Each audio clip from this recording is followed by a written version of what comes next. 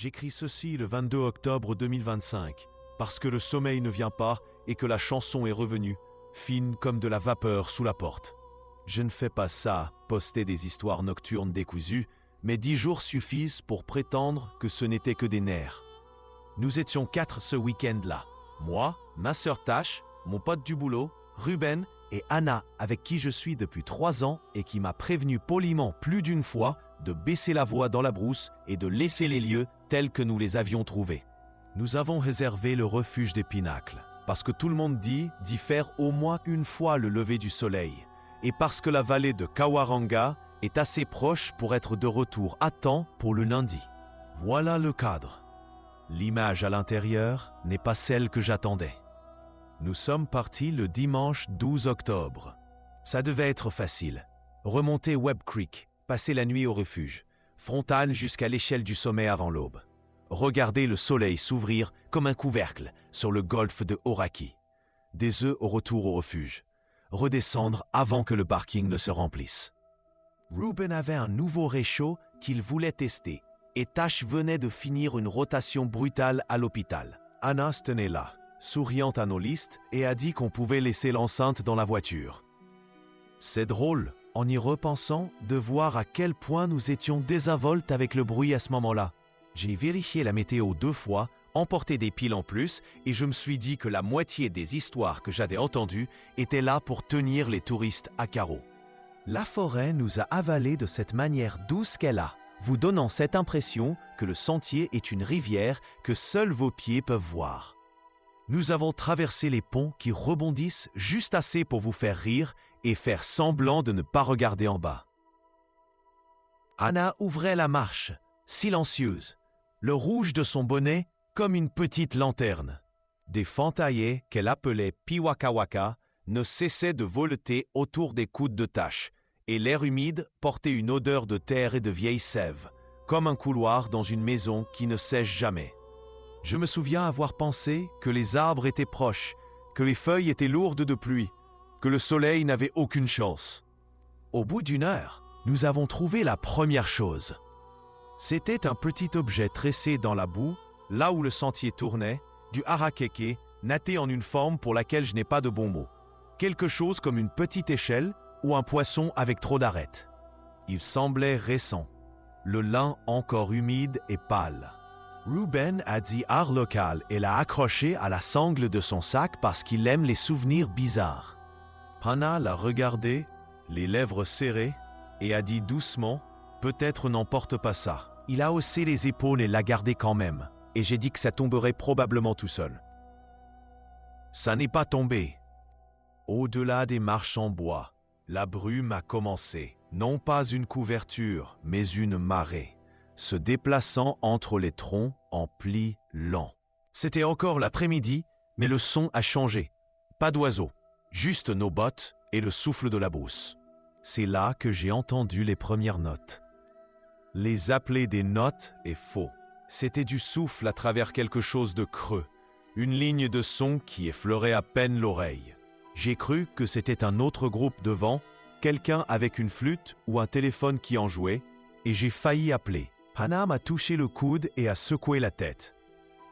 Plus tard, elle m'a dit que le souffle sur un os n'est pas un chant qu'elle aime entendre dans les collines. Nous avons atteint le refuge à l'heure bleue, cette lumière qui fait que tout ressemble à un souvenir. Il était presque plat.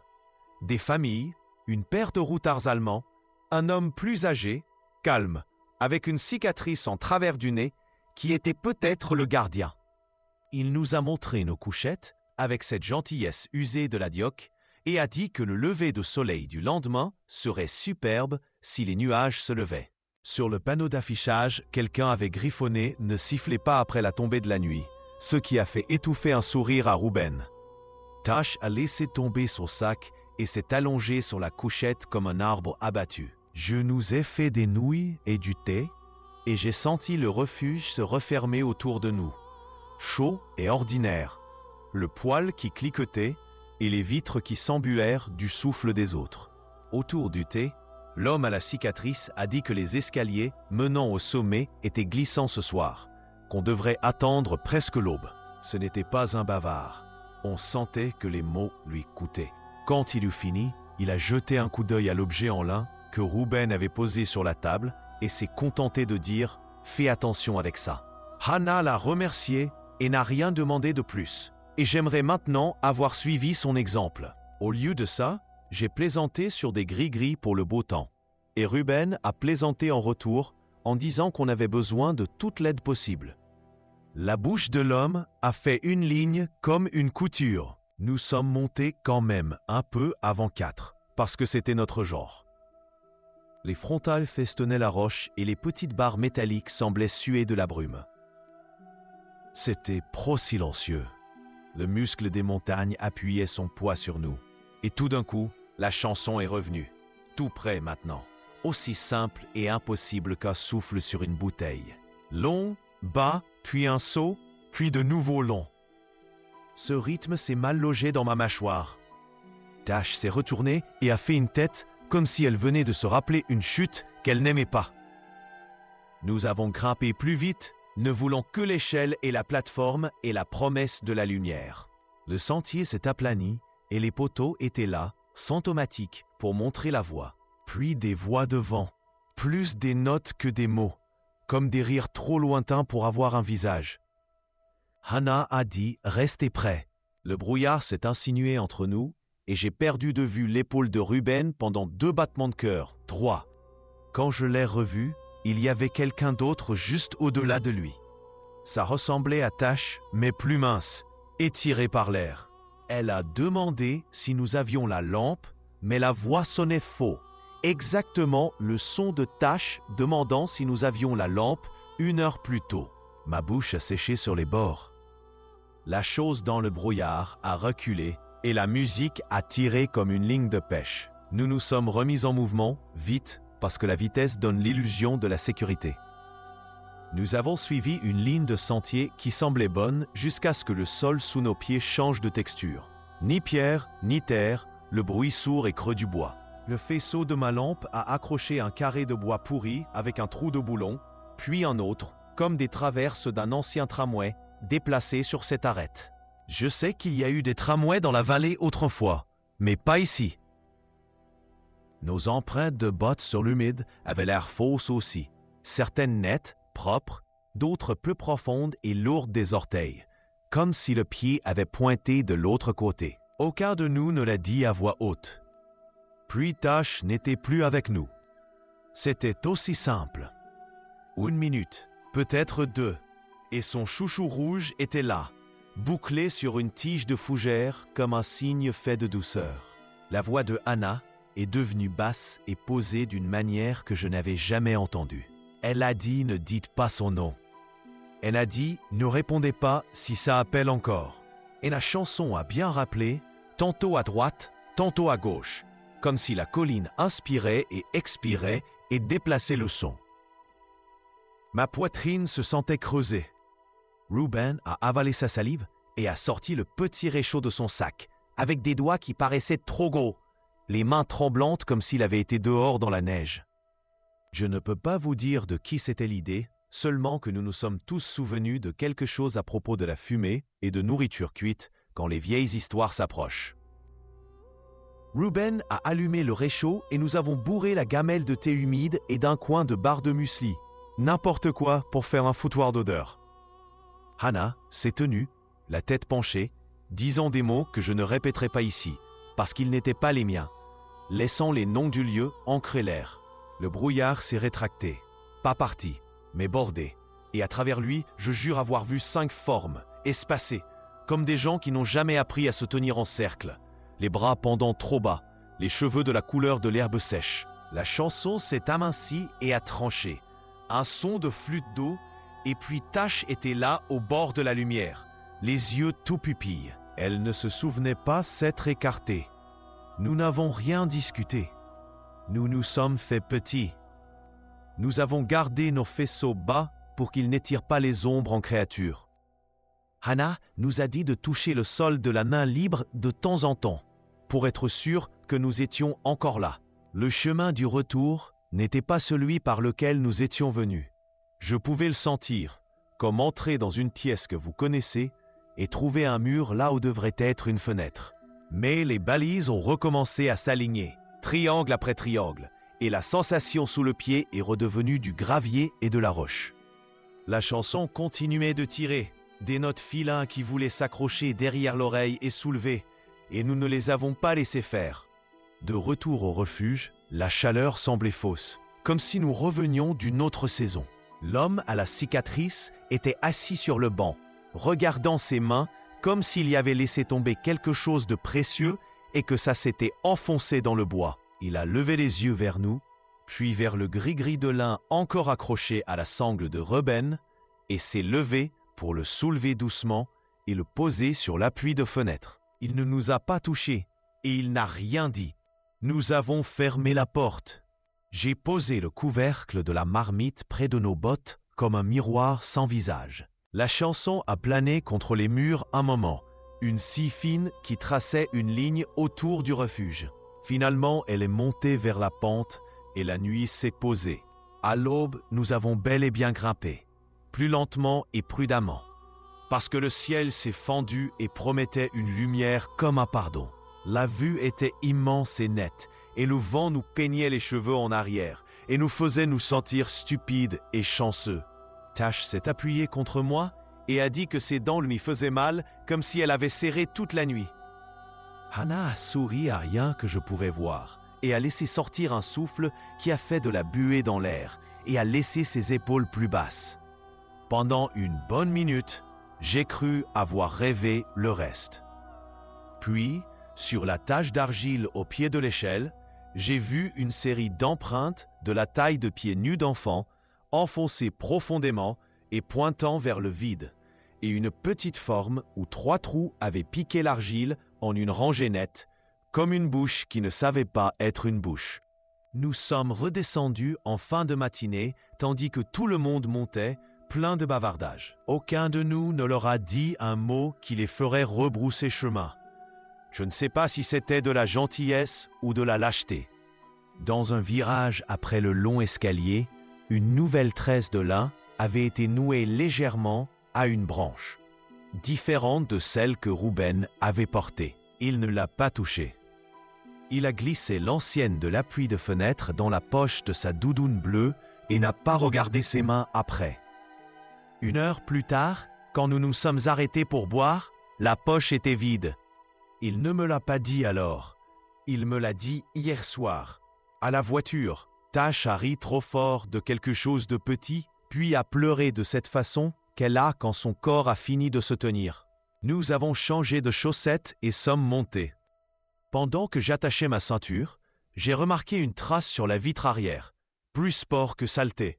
La forme pas assez main pour être une main, avec 4 longs arcs comme des guillemets inversés, et une marque de pouce qui ne savait pas tout à fait où un pouce doit aller. Je l'ai essuyée avec un mouchoir et la trace a foncé puis disparu comme si elle n'avait jamais vraiment touché le monde.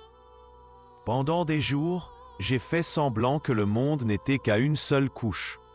Le travail était le travail. La ville bourdonnait.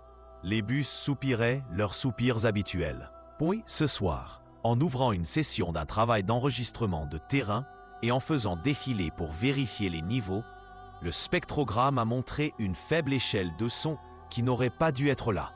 Un motif dans la bande 800 à 1000 Hz qui montait et redescendait exactement comme le faisceau de ma frontale quand il touchait le brouillard. Nous n'avions rien enregistré là-haut. C'était un autre boulot, ailleurs, et je sais ce qu'est une coïncidence, mais ce n'était pas ça.